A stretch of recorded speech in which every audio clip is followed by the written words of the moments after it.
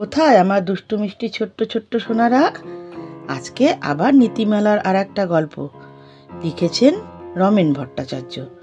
গল্পটা হচ্ছে ডোবার ব্যাঙ। ডোবার ব্যাঙ মানে জল বা ডোবার মধ্যে যে ব্যাঙগুলো থাকে। একটা ডোবা, ডোবা মানে হচ্ছে যেখানে জল জমে থাকে বা জলের একটা ছোট পুকুর। সেই ডোবার মধ্যে বাস করত দুটো ব্যাঙ। তারা শুনেছিল সাগর নাকি তাদের ডোবার চেয়ে অনেক বড়। সাগরের নাকি এপার ওপার কিচ্ছু দেখা যায় না।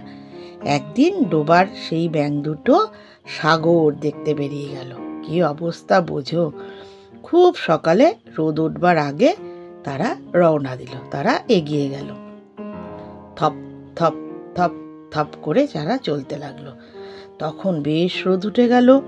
তারপর রোদ হলো, খুব কড়া চড়া রোদ হয়ে গেল। গরমে ব্যাঙ দুটো ঘামতে লাগলো। বড় ব্যাঙ তখন ছোট ব্যাঙকে বলল, অনেক পথ হেঁটেছি রে, আমার তো মনে হয় আমরা সাগরের খুব কাছেই পৌঁছে গেছি। ছোট ব্যাঙটা বলল, কই দাদা, সাগর তো দেখছি না। বড় ব্যাঙ বলল, উঁচুতে উঠতে হবে, বুঝেছিস, উঁচুতে উঠতে হবে। তুই আমার পিঠে উঠে দাঁড়া, ঠিক দেখতে পাবি। ছোট ব্যাঙটা তখন বড় ব্যাঙটার পিঠে উঠে দু পায়ে ভর দিয়ে দাঁড়ালো। ব্যাঙেদের চোখ থাকে মাথার উপরে, তাই ব্যাঙ যদি দু পায়ে ভর দিয়ে দাঁড়ায় তবে সামনে সে কিচ্ছু দেখতে পাবে না। তার চোখে তখন পেছনের জিনিস। দাদার পিঠের ওপর দাঁড়িয়ে ছোট ব্যাঙ তাই দেখতে পেল। পেছনে ফেলে আসা সেই তাদের নিজের ডোবাটা।